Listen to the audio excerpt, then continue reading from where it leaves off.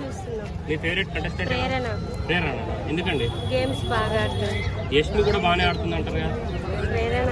ప్రేరణ okay. Yashmi గురించి మీరు ఏం చెప్తారండి? యష్మి కూడా మంచిగానే ఆడుతుంది. మై బెస్ట్ ప్రేరణ. ప్రేరణ.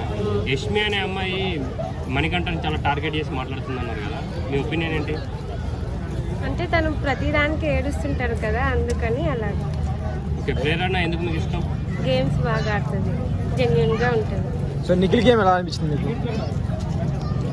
ఇంకా ప్రేరణ ఫేవరెట్. తను మణికంఠ కూడా బాయ్స్లో బాగా ఆడతారు. ఓకే. మణికంఠ గురించి మీరు ఏం చెప్తారండి? తను ప్రతిదీ టార్గెట్ చేస్తాడు.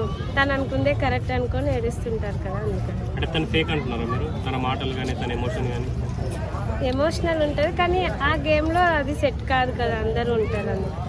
ఓకే. మణికంఠ గురించి మీకు ఒక నచ్చని విషయాలు ఏంటి? అదే తను ప్రతిదానికి ఫీల్ అవుతారు, చిన్న విషయానికైనా పెద్ద విషయం. విష్ణుప్రియ గేమ్ ఎలా అనిపిస్తుంది? బాగా ఆడతారు. పృథ్వీ లవ్ ట్రాక్ గురించి పృథ్వీ లవ్ ట్రాక్ గురించి మీకు ఏమనిపిస్తుంది? పృథ్వీతో లవ్ ట్రాక్ సో ప్రేరణ గురించి ఒక ముక్కలో చెప్పాలంటే ఏం చెప్తారు? ప్రేరణ గేమ్స్ బాగా ఆడుతుంది, జెన్యున్గా ఉంటుంది.